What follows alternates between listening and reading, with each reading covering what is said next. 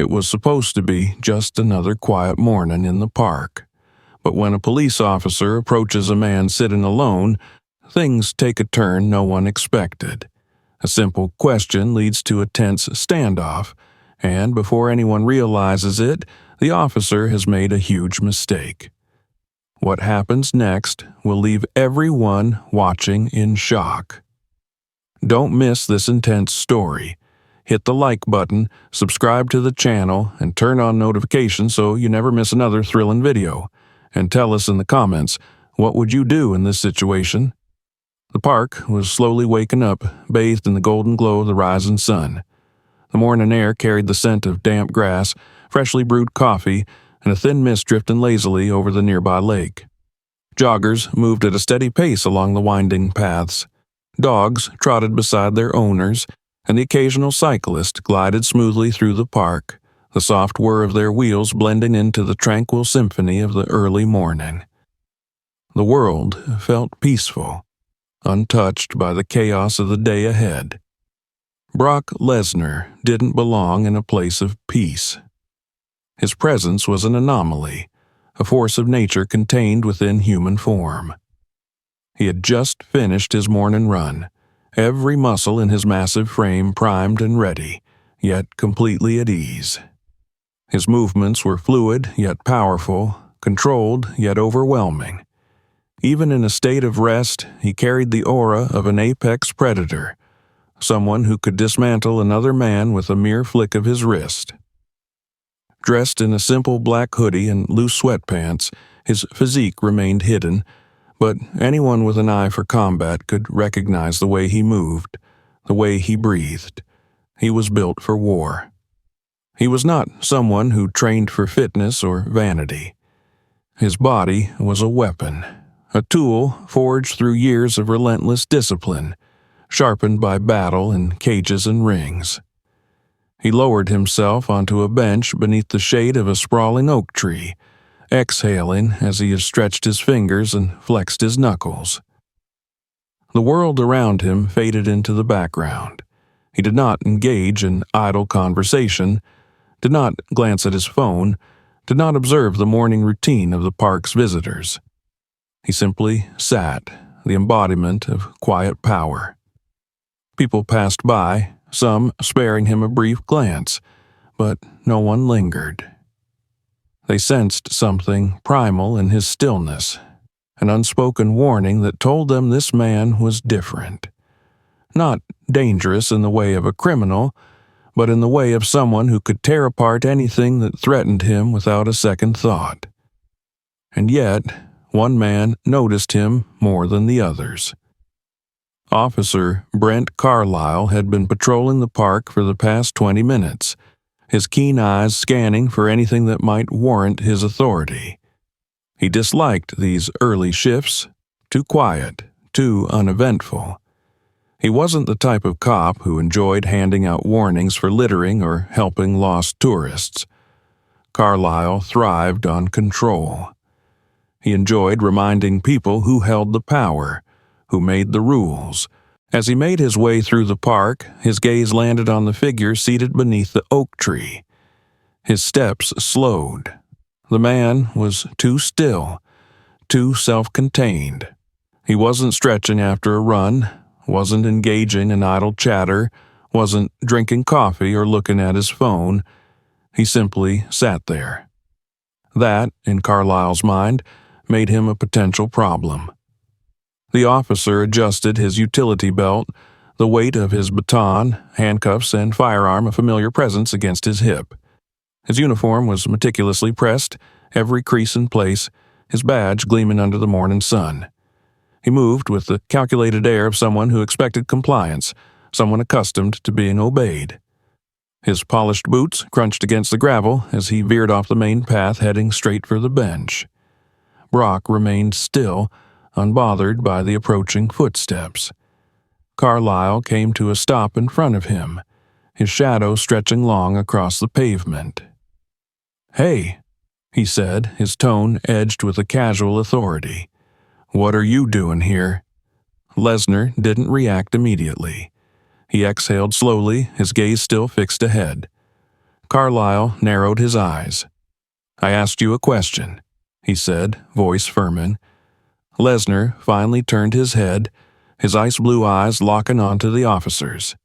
He didn't blink. A lesser man would have taken a step back. Carlyle felt an inexplicable pressure settle in his chest, but he refused to acknowledge it. "Got some ID on you?" A long pause. Then Brock's voice, low and even.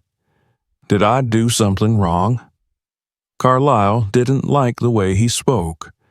There was no nervousness, no submission, none of the usual fidgeting or stammering he was used to. "You answer my questions, not the other way around," he said, shifting slightly, his hand resting lightly on the baton at his hip. "Let's see some ID." Lesnar's expression remained unreadable. "If you don't have a reason, I don't have to show you anything." Carlyle's jaw tightened. He had encountered men like this before. The ones who didn't fold, who carried themselves like the rules didn't apply to them. He despised them. "You got a smart mouth on you," the officer said, stepping slightly closer, "and I don't like your attitude." Lesnar inhaled through his nose, then exhaled, as if weighing the effort of continuing the conversation. Then, without another word, he stood up. Carlyle barely contained his surprise. The man was enormous, taller, broader. There was no excess bulk, no wasted weight, only power coiled beneath skin, restrained but ever present. For the first time, Carlyle hesitated. It was a brief flicker, barely noticeable, but it was there. Lesnar turned away, dismissing him entirely, and started walking. The breath Carlyle had been holding slipped out in a slow exhale. His teeth clenched. No one dismissed him. No one ignored him. His fingers tightened around his baton, rage flaring in his chest. He grabbed his radio and pressed the button. "This is Officer Carlyle. I have a suspect attempting to flee." The words were a lie, but no one on the other end would question him. Before Lesnar could take another step, Carlyle acted. He gritted his teeth, raised his baton, and struck. The sharp crack of impact rang through the air. The people nearby turned at the sound, but what happened next made their breath catch in their throats. Brock Lesnar didn't even flinch. He stopped walking, paused. Carlyle's eyes widened. It was as if he had hit a steel post instead of human flesh. Lesnar exhaled slowly. Then, with deliberate calm, he turned his head.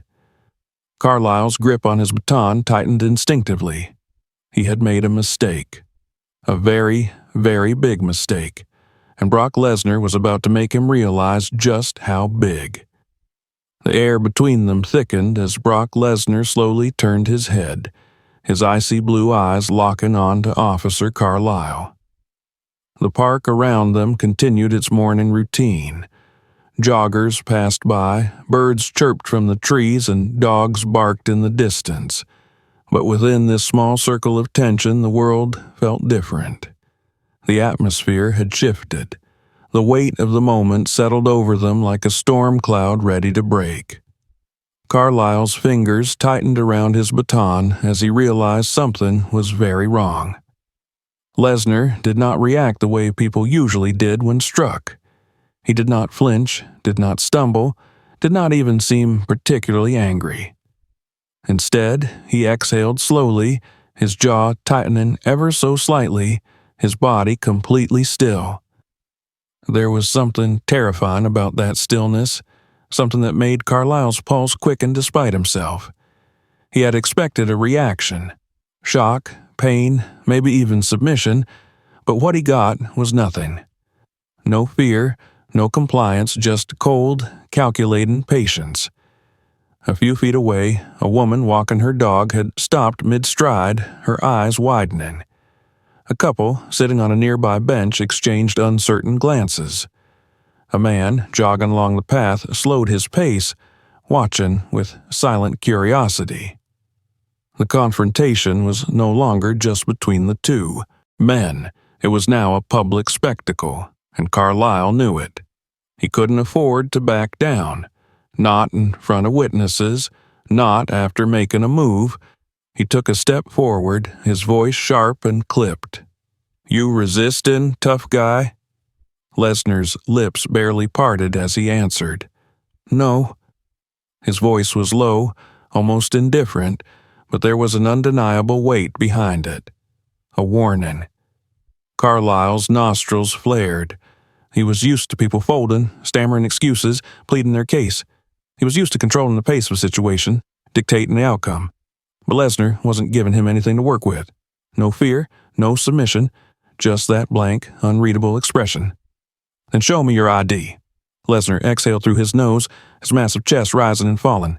"I already told you. If I didn't break any laws, I don't have to show you anything." Carlyle's frustration spiked. His authority was being questioned, and he refused to let that stand. He knew he had no legal reason to detain Lesnar, but that didn't matter.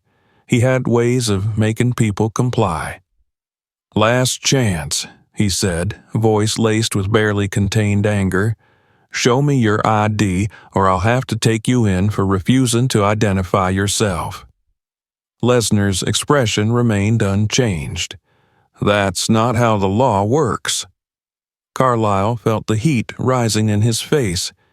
He could hear faint murmurs from the growing audience, feel the judgment in their stares. His reputation was on the line. If he let this guy walk away, he would look weak. But he couldn't escalate things too fast, not yet. His fingers twitched near his baton, his mind racing through options. He needed Lesnar to make the first move. He needed an excuse. So he took a different approach. His stance shifted, and his voice lowered just slightly, adopting a tone of forced patience. "Listen, man, I'm just doing my job. We've had reports of suspicious activity in the park, and you fit the description. Dark hoodie, athletic build. You wouldn't be here looking for trouble, would you?" Lesnar's eyes narrowed by the slightest fraction. It was subtle, but Carlyle caught it. "You're making that up," Lesnar said. Carlyle smirked. "Am I?" A muscle twitched in Lesnar's jaw. It wasn't anger, but it was something, a sign that he wasn't completely unbothered. Good. Carlyle had something to work with now. "Look," Carlyle continued, his voice taking on a patronizing edge. "You give me your ID, we check it out, and you're free to go. No harm, no foul. But if you keep arguing, I'm going to assume you've got something to hide. And trust me, resisting an officer is a real bad look." Lesnar was silent for a long moment. Then he sighed. "You're wasting your time," he said. And then he turned. Carlyle's patience snapped. This guy was just going to walk away? Just like that? "Hey!" Carlyle barked, stepping forward. His fingers twitched toward his belt. "You don't walk away from me." Lesnar kept walking, and that was the last straw. Carlyle's hand flew to his radio. He pressed the button, his voice sharp and decisive. "Suspect fleeing the scene. Possible evasion. Need backup." It was a blatant lie, but it didn't matter. Lesnar stopped. The tension in the air tripled. The onlookers, watching from a distance, didn't know the full context. They only heard the word suspect. They only saw a cop trying to stop a massive man in dark clothing. Perception was everything. And now, Carlyle had set the stage for justification. He reached for his baton and swung. The baton whistled through the air, aimed at the back of Lesnar's knee. A crippling blow meant to drop him instantly, but it never landed. Lesnar moved so fast that Carlyle barely registered what had happened. 1 second, he was attacking. The next, his wrist was locked in a vice-like grip. A hand, like a steel trap, had caught his arm in mid-swing, stopping the baton's momentum dead. Carlisle's breath hitched. It wasn't just the strength of the grip. It was the ease with which Lesnar had caught it, as if it were nothing. Carlisle yanked his arm back, but it didn't budge. His pulse skyrocketed. Lesnar hadn't even turned his head yet. The silence stretched. The growing crowd knew something big was about to happen. Then, with the calm precision of someone completely in control, Lesnar tightened his fingers. The baton snapped in half. Carlisle's stomach dropped. The broken pieces clattered to the ground between them. A hushed gasp rippled through the spectators. Carlisle's entire world shifted in that moment. His greatest tool of power and control had just been reduced to splinters by a man who wasn't even trying. And now, everyone was watching. His ears burned as reality set in. He had nothing left but his gun. For a split second, his instincts screamed at him to go for it, to grab the firearm, to reclaim control, to salvage what little authority he had left. But that was exactly what Lesnar was waiting for. The moment he made a move for his weapon, there would be no turning back. His fingers hovered near his holster. Lesnar finally looked at him, and Carlisle knew he had already lost. Carlisle's breathing was uneven, his heart hammering against his ribs. The baton lay in broken pieces on the pavement, a stark reminder of how quickly the situation had spiraled out of his control. He had expected resistance, maybe some backtalk, even the possibility of a struggle. What he had not expected was the overwhelming, effortless display of dominance from the man in front of him. Brock Lesnar hadn't fought back. He hadn't needed to. He had simply stopped the baton as if it were a toy, crushed it in his grip, and let the evidence of his superior strength fall to the ground. The growing crowd around them was no longer just watching out of curiosity. Now they were waiting. Phones were out, cameras recording every second. The world would see this. Carlisle felt it in his bones. His pulse thudded in his ears, drowning out the ambient noises of the park, the distant hum of conversation, the rustling of leaves in the light breeze, the occasional bark of a dog. None of it mattered anymore. He had two choices. He could back down, walk away, and try to spin the situation later. But that meant admitting weakness, conceding defeat in front of witnesses, something his pride wouldn't allow. Or he could escalate, and that was exactly what his instincts pushed him to do. His hand hovered near his holster, his fingers twitching toward his firearm. His training told him to slow down, assess the threat, but his ego screamed for action. Lesnar's cold, calculating stare didn't flinch. He saw it. He knew Carlisle's dilemma, knew exactly what was happening inside the officer's head, and he was waiting for Carlisle to make his move. Carlisle gritted his teeth, forcing his fingers to steady. "You just assaulted an officer," he snapped, his voice louder than necessary, directed more at the onlookers than at Lesnar. "That's a felony." Lesnar remained utterly still. His breathing was even, unbothered. "I didn't touch you." Carlisle's vision pulsed with frustration. "You broke my baton." Lesnar exhaled slowly. "You swung first." The weight of those words hung in the air. The crowd knew the truth. They had seen it. Carlisle had swung. Lesnar had reacted. But reactions didn't matter. What mattered was the perception of control. He had called for backup. They were on their way. If he could just hold out until they arrived, he could regain control of the narrative. He could turn this into something else, twist the story into his favor. But Lesnar was walking away, not running, not looking over his shoulder, just turning his back on Carlisle like he was nothing. Something snapped inside the officer. Carlyle moved without thinking. The world blurred as his instincts overrode reason, as the need to win drowned out logic. He lunged. Lesnar was faster. The second Carlyle's hand shot forward, Lesnar's body moved like a machine built for violence. The transition from stillness to action was seamless. He pivoted, his left hand snaking around Carlyle's wrist before the officer could even brush his holster. The grip was iron, unshakable. Carlyle barely had time to process what was happening before his entire world flipped. Lesnar jerked his arm downward while stepping sideways, redirecting Carlyle's momentum with an effortless twist. The shift in balance was devastating. Carlyle's own weight betrayed him as he was yanked forward and off his feet. His body left the ground for the briefest of moments, just long enough for gravity to do its work.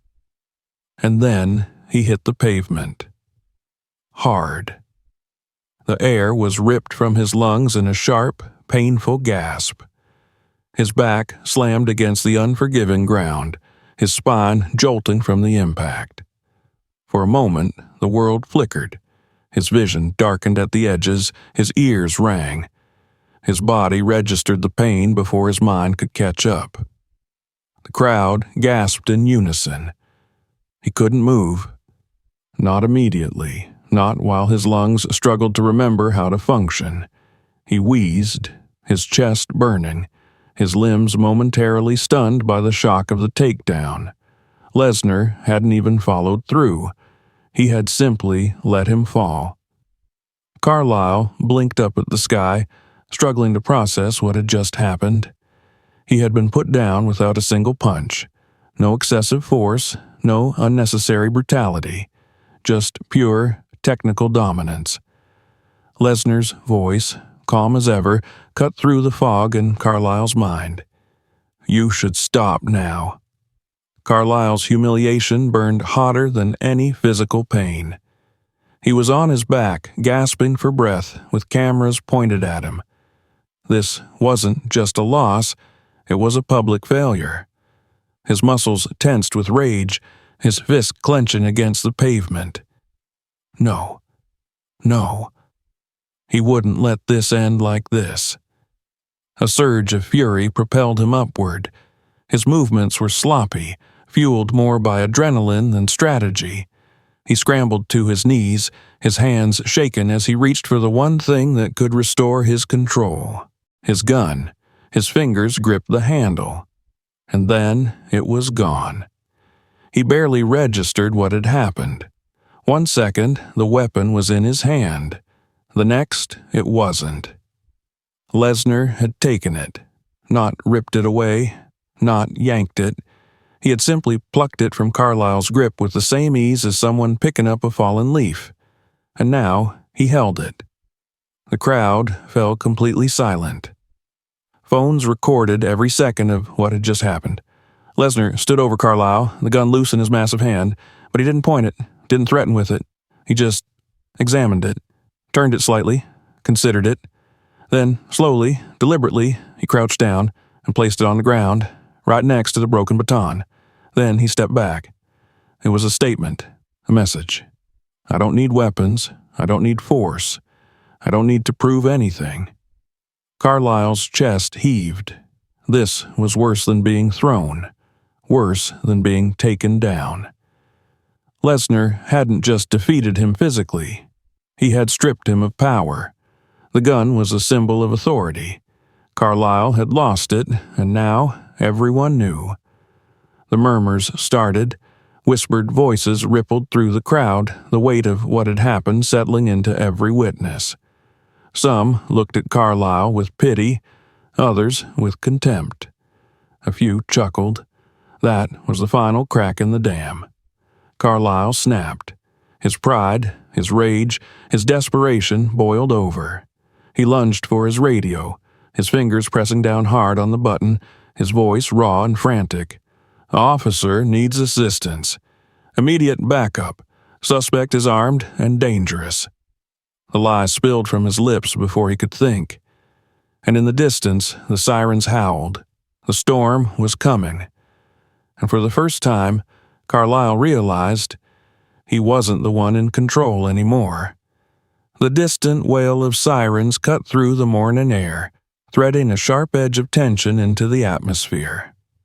Carlyle was still on the ground, his lungs burning from the impact, his pulse thudding in his ears. The weight of what had just happened pressed down on him like a stone. He had called for backup in a desperate attempt to reclaim control, to shift the narrative in his favor. But now that the reality of the situation was setting in, he realized just how deep he had buried himself. Lesnar hadn't moved. He stood as he had before, calm, unshaken, utterly in control of the moment. His massive frame cast a shadow over Carlyle, but there was no aggression in his stance. No gloating, no mockery. He had simply overpowered the officer with precision and ease, reducing every attempt at force to nothing. The gun still lay on the ground where Lesnar had placed it, next to the broken baton. The sight of it made Carlyle's stomach twist. The crowd had only grown larger. More people had gathered, drawn in by the spectacle. Some whispered in hushed tones, others openly stared. A few still had their phones raised, capturing every moment. Every second of his failure was being recorded, dissected, shared. His authority, his power, his control, all of it had unraveled in front of strangers, and there was nothing he could do to stop it. A new sound filled the air, the screech of tires against pavement. A patrol car rolled onto the grass, its lights flashing red and blue in harsh, pulsing bursts. The doors swung open in near unison, and two officers stepped out. One was young, his posture rigid, his fingers twitching toward his belt in anticipation. The other was older, his face carved with the weight of experience, his sharp eyes scanning the scene with careful calculation. His gaze flicked from Carlyle to Lesnar, to the discarded firearm, to the watching crowd.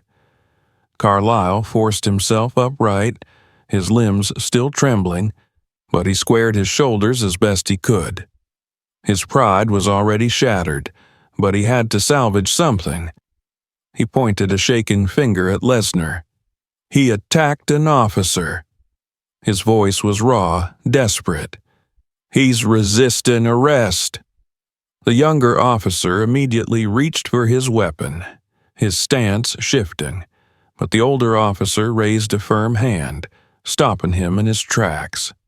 "Wait," the older cop said, his voice even but heavy with authority. His eyes didn't leave Lesnar. He was studying him, assessing the situation with the instinct of someone who had seen too many situations like this before. Lesnar remained motionless. He didn't raise his hands, didn't take a defensive stance. He simply stood, watching, waiting. The older officer's gaze drifted to the crowd. He saw the phones, the witnesses, the truth that had already spread beyond anything Carlyle could control. Slowly, he turned back to Carlyle. What exactly happened here? Carlyle clenched his jaw. He refused to show ID. He was acting suspicious. When I tried to detain him, he attacked me, took my weapon. The older cop cut him off. And yet, the weapon is on the ground, not in his hands. And you're the one on the ground. His tone was cool, sharp. That doesn't add up, Dan. Carlyle's face flushed. He could feel the crowd's eyes on him. He could hear the murmurs. His lie was unraveling in real time, slipping through his fingers like sand. The younger officer hesitated, his fingers still near his holster, uncertain now. The older officer took a slow step forward. "Let me guess," he continued, his voice dropping just slightly. "You swung first, didn't you? Carlisle opened his mouth, but no words came out because there was nothing he could say. The older cop exhaled through his nose, rubbing his temple with 2 fingers. Then he looked back at Lesnar. "Sir, would you be willing to give a statement?" Lesnar's gaze didn't waver. His voice, when it came, was calm and firm. "I didn't break any laws. I was leaving when he hit me." A murmur rippled through the crowd. The older officer nodded slowly, as if confirming something he had already suspected. Carlisle snapped. "Are you serious?" he burst out, his voice rising in pitch. "He assaulted me. He... Enough." The single word cut through the air like a blade. Carlisle froze. The older officer's expression hardened. "You've done enough, Dan." The weight in his voice was undeniable, final. Then, without breaking eye contact, he held out his hand. "Badge, gun, now." Carlisle's breath caught in his throat. His ears roared with the sound of his own heartbeat. He had known this was coming the second his body hit the pavement. The second Lesnar had taken his gun away like it was nothing. The second the first phone had been raised to record. And yet, he couldn't accept it. His hands shook. His entire body burned with humiliation. "This isn't right," he rasped, his voice barely above a whisper. The older officer didn't move. "Badge, gun, or I'll take them myself." The silence that followed was deafening. Carlisle's fingers felt numb as they reached for his chest, his breath coming in short, ragged bursts. He unpinned his badge, the metal cool and solid in his palm. For years, it had been a symbol of his authority, his power. Now, it felt like a dead weight. With a motion that felt like breaking, he dropped it into the older officer's hand. The gun followed. The second it left his grasp, he knew. It was over. The older officer nodded once, then turned to Lesnar. "Sir, you're free to go." Carlisle's entire body tensed. Free to go. That was it. Lesnar had humiliated him, destroyed him, and he just got to walk away. The rage, the shame, the utter powerlessness inside him boiled over. His fists clenched. His body moved before his mind could stop it. He lunged. Lesnar saw it coming. He shifted with terrifying ease, stepping into Carlisle's momentum instead of away from it. His hands moved like iron clamps, one grabbing Carlisle's wrist, the other pressing against his shoulder. A single twist. Carlisle's body lost balance instantly. His feet left the ground, and then he was on his back again. The pain barely registered over the sheer, crushing finality of it all. He lay there, staring up at the sky, his chest heaving. He had lost. Not just today. Not just this fight. Everything. Lesnar stood over him for only a second. Then, without a word, he turned and walked away. The older officer watched him go, then looked down at Carlisle. "You just don't know when to quit, do you?" His voice wasn't mocking. It was disappointed. Carlisle said nothing, because there was nothing left to say. The world had not stopped moving, but for Carlisle, it might as well have. He lay on the pavement, staring up at the morning sky, his chest heaving from exertion and humiliation. His body ached, but the physical pain was nothing compared to the weight pressing down on his pride. His uniform, once a symbol of authority, now felt like a costume, an empty shell that no longer belonged to him. The whispers from the crowd had grown into murmurs, their judgment pressing against his skin like an unbearable heat. The cold realization settled in his gut. He had lost everything in a matter of minutes. Above him, the older officer exhaled through his nose, shaking his head. His eyes, lined with years of experience, held neither satisfaction nor pity, only recognition. He had seen this before. Officers who let their power become entitlement, men who mistook authority for dominance, who pushed too far and met the one person they should have left alone. Carlisle had been one of those men, and now he was facing the weight of his choices. The crowd still watched, their eyes flickering between the fallen officer and the massive figure of Brock Lesnar, who had already turned away. Lesnar was walking, his pace unhurried, his posture relaxed. He did not look back. He did not gloat. He did not seek validation from the onlookers. He simply moved forward, as if none of this had mattered to him at all. Carlisle's hands clenched into fists against the pavement. The rage inside him had not burned out, but it had nowhere to go. He had thrown everything at this man, his authority, his training, his weapons, and none of it had mattered. His voice was hoarse when he spoke. "This isn't right." The older officer glanced down at him. "No, Dan, it's exactly right." Carlisle's breath shuddered as he tried to push himself up onto his elbows. His body protested the movement, his limbs slow and heavy with the weight of his own defeat. He could feel the stares digging into him from all sides, the sharp edges of their scrutiny cutting deeper than any physical wound. The younger officer, still standing near the patrol car, looked uneasy. He had drawn his weapon the moment he arrived, expecting a clear threat, but now he wasn't sure where the danger had ever been. His grip on his holster loosened. The older officer turned toward Lesnar, watching as he continued toward the park's exit. Then he looked back at Carlisle, his expression unreadable. "You don't come back from something like this, Dan. Not the same way." Carlisle swallowed hard. He knew what that meant. There would be hearings. There would be reports. The footage from the bystanders would be all over the internet within hours, analyzed, shared, and replayed 1,000 times over. His name, his career, everything he had built for himself. It was all collapsing in real time, and there was nothing he could do to stop it.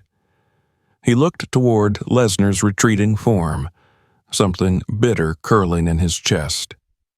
The man had barely broken a sweat.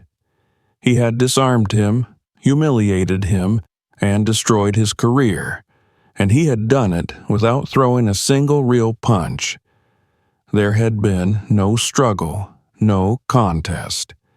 It was as if Lesnar had been playing with him the entire time, a predator indulging the desperate flailing of lesser prey. The worst part was that Carlisle knew this wasn't some thug showing off his strength. Lesnar hadn't attacked. He hadn't taunted. He hadn't gloated. He had done nothing but respond. And that made it worse, because it meant Carlisle had done this to himself. The older officer let out a short breath. "Get up." Carlisle's muscles screamed as he forced himself onto his feet. His knees threatened to buckle, but he locked them in place. He wouldn't fall again. Not now. The older officer studied him for a moment before holding out a hand. Carlisle's stomach twisted when he saw what was in it. His badge. The older man's voice was steady. "Not yours anymore." Carlisle didn't reach for it. He couldn't, because he knew this was the end. The murmur of the crowd seemed to fade into the background, their presence now nothing more than a ghostly hum. The reality of the moment hit him with full force. He had spent years building a career on control, on the belief that his badge gave him power. But power didn't come from a uniform. It didn't come from a gun. It didn't come from fear. And now, stripped of all of it, Carlisle understood. Lesnar had known that all along. The silence stretched. Carlisle's fingers twitched, but he didn't move. The older officer nodded once, then closed his fingers around the badge and turned away. The decision had been made. Carlisle watched as he walked back to the patrol car, his movements slow and deliberate. The younger officer hesitated for a second longer, looking between them before following. And then Carlyle was alone. Not truly. There were still people around him, still whispers, still phones recording his every movement. But none of them mattered. None of them would ever matter again in the way they once had. Because he wasn't one of them anymore. He was no longer the man in charge. He was just another spectacle. The heat of humiliation burned in his chest as he turned, walking in the opposite direction of the patrol car, the opposite direction of Lesnar. His steps felt unsteady, his legs heavy. Every movement felt wrong, like he was walking in a body that no longer belonged to him. The world hadn't stopped moving, but his world had, and there was no coming back from it. Brock Lesnar walked away from the scene, his steps unhurried, his breath steady, his mind already detached from what had just transpired. To him, this wasn't a fight. This wasn't a moment of triumph. It was just another unnecessary encounter, another attempt by someone who mistook authority for strength. He had been through real battles, real wars, and this was nothing. A brief distraction on an otherwise ordinary morning. The park had begun to settle, but there was an undercurrent of something new in the air. The crowd that had gathered was still murmuring, still absorbing what they had just witnessed. The spectacle of an officer being overpowered, outmatched, and then stripped of everything he believed made him powerful. It was something no one would forget. The footage had already spread, uploaded to social media, dissected frame by frame. It would go viral. It would be seen by thousands, maybe millions. And by the time Carlyle fully grasped the magnitude of his downfall, it would be too late to control the narrative. Lesnar, however, didn't care about any of that. He wasn't concerned with what people would say. He wasn't interested in the fallout. He wasn't even angry. The confrontation had never been personal. It had never even been a contest. Carlyle had never been a threat, only an obstacle. And now that the obstacle had been removed, Lesnar moved forward, unconcerned, unchanged. The older officer still stood by the patrol car, watching Lesnar as he passed. There was no hostility in his gaze, no tension in his posture, just understanding. He had seen what had happened. He had understood the moment Carlyle called for backup. The lie, the desperation. He had known then that this would be the end of something. The end of a man who thought control was the same as power. Lesnar didn't acknowledge him, and the officer didn't expect him to. There was no need for words. The younger cop, still tense, still uncertain, glanced toward his superior. "That's it? We just let him go?" The older man exhaled slowly. "What else do you suggest?" The younger officer didn't have an answer. He looked toward Carlyle, who was still standing motionless, his face a mask of disbelief, his world unraveling piece by piece. He had nothing left to say. The badge that once symbolized his authority was gone. The gun that once gave him confidence had been taken and discarded. And now, even his sense of self was slipping through his fingers. Carlyle turned away, his movements robotic, his mind struggling to process what came next. The weight of reality was suffocating. The world he had built for himself had collapsed, and there was no rebuilding it. The older officer let out another breath and turned toward the patrol car. "Come on," he said, nodding to his partner. "Let's go." The younger officer hesitated, then followed. Lesnar continued walking, his pace unchanging, his focus already shifting back to the day ahead. He had no intention of lingering. No desire to stay in a place where power had been tested and found wanting. He had come to the park for peace. He had wanted nothing more than to finish his morning in quiet. But even when he sought stillness, the world seemed determined to challenge him. He stepped past the last of the onlookers, past the people who had recorded the scene, past the strangers who would remember his name long after he was gone. It didn't matter to him. Their opinions didn't change who he was. A few pigeons had returned to the area near the bench where he had sat earlier, pecking at scattered crumbs on the ground. The world, indifferent to human conflicts, continued as it always had. Lesnar took one last deep breath, the cool morning air filling his lungs, and then he left. What started as a simple encounter turned into a moment no one in the park will ever forget. A lesson was taught, but not with words, with actions. Power isn't about force, and today one man learned that the hard way. What do you think about what happened? Let us know in the comments. If you enjoyed this story, don't forget to like the video, subscribe to the channel, and turn on notifications so you never miss another thrilling story.